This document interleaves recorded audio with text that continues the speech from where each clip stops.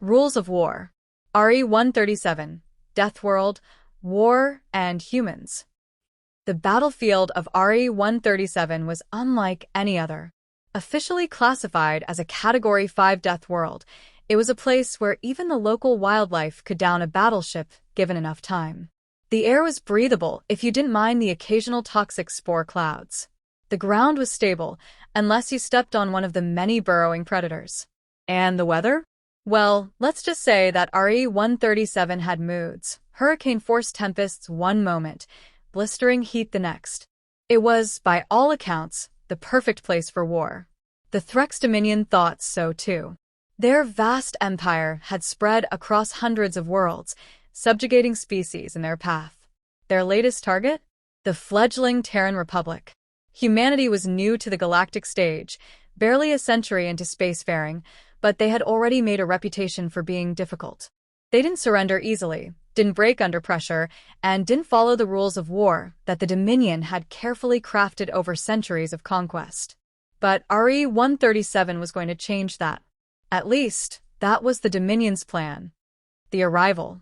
Grand Marshal Zurok of the Threx Dominion surveyed the battlefield from orbit, mandibles clicking in satisfaction. Their strategy was perfect. The humans had landed in force, but they had nowhere to run. The planet itself would fight against them. The Dominion had seen species crumble under less. And yet, something was wrong. Instead of struggling to survive, the humans were thriving. Their forward bases were growing, their supply lines unbroken. They moved through the hellish terrain as if they had trained for it, as if they had expected it. The reports from the ground were even more baffling. The humans are using the local fauna as weapons. They've turned the terrain against us. They're setting ambushes in lightning storms.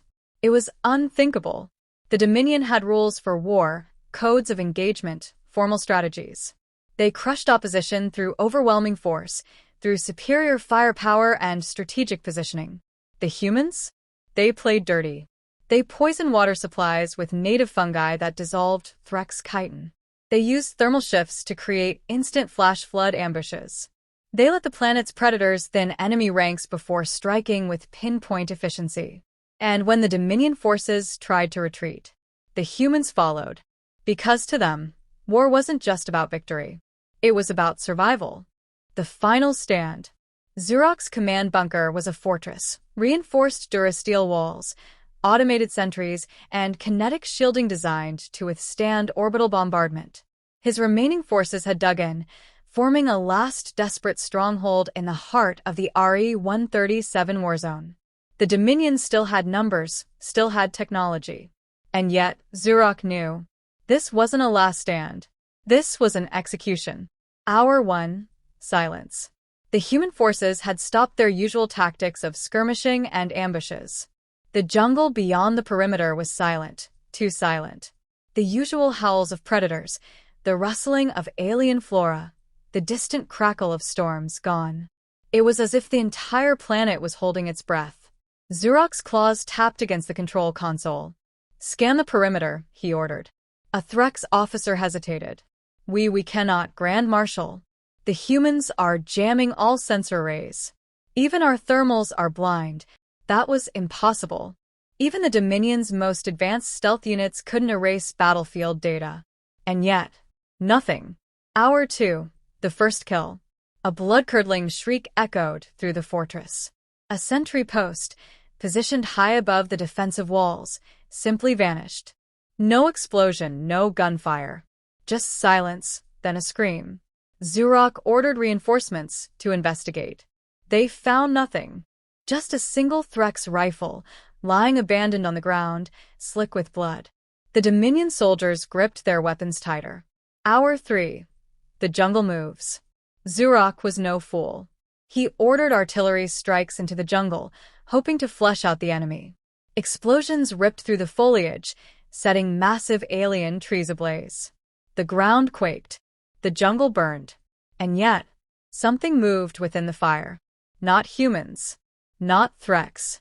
The planet itself. Human scouts had lured the native apex predators, massive, chitin-armored beasts, toward the Threx fortress. And now, With the artillery bombardment disrupting their hunting grounds, they were furious. The first breach came not from a human strike team, but from a rampaging Leviathan tearing through the southern wall. Panic spread. The Threx opened fire, on humans, on creatures, on shadows. They weren't just fighting an enemy army. They were fighting a nightmare. Hour 4. The blood moon rises. A storm rolled in. Red lightning split the sky. The humans had timed their attack perfectly. Through the chaos, through the screams, they came. Clad in adaptive armor, they moved like wraiths. Their weapons were crude by Dominion standards: kinetic rifles, blade attachments, incendiary charges. But it didn't matter, because they didn't fight like soldiers. They fought like predators. The Threx expected orderly formations, tactical retreats, structured engagements. The humans gave them none of that.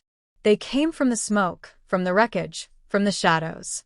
They used Threx weapons against them, scavenging, adapting, killing. And worst of all, they never spoke. No demands for surrender. No taunts. Just death. Hour 5. The Grand Marshal's last stand. Xurok stood at the heart of his burning fortress, his elite guard forming a last desperate ring around him. His mandibles trembled, his once proud carapace now slick with blood, his own and his soldiers'. And then, a single human stepped forward. Their armor was scorched, their rifle slung low, a jagged combat knife in one hand. Their face was hidden beneath a dark visor, reflecting the flames around them. Xurok raised his plasma rifle. He was a warrior. He would not go quietly. The human tilted their head. Then they dropped their knife. Confused, Xurok hesitated. Just for a moment. It was the last mistake he ever made. The human didn't need a weapon. They were the weapon. They lunged. And in the end, Grand Marshal Xurok learned the final, unspoken rule of war. Humanity doesn't win battles. They survive them. And in doing so, they make sure their enemies don't. Aftermath. The price of war. The battle for RE-137 was over. The war between the Dominion and humanity should have continued, on paper at least. The Threx Dominion still had fleets, still had armies. They still outnumbered the Terran Republic 100 to 1. And yet, they never came back. The silence of the Dominion. When the few surviving Threx soldiers limped back to Dominion-controlled space, they didn't return as warriors. They returned as broken things. Veterans of countless conquests, hardened commanders who had raised worlds, returned to their home planets only to renounce war altogether. Some resigned from military service. Others refused to speak at all, haunted by what they had seen. The High Command tried to extract information from them, desperate to understand. One survivor, a decorated officer, was brought before the War Council. The Chancellor demanded an explanation. What happened on RE-137? The officer's mandibles clicked erratically. His carapace trembled. Then, in a voice barely above a whisper, he said, "We were not at war. We were prey." He gouged out his own eyes shortly after, as if trying to erase the memories. The Treaty of RE-137. The Dominion had never before negotiated with an enemy. They didn't sign treaties. They conquered. And yet, they sent emissaries to Earth. Not with demands, but with terms of peace. The Dominion High Command refused to set foot on a human world. Instead, the negotiations took place on a neutral station, far from RE-137.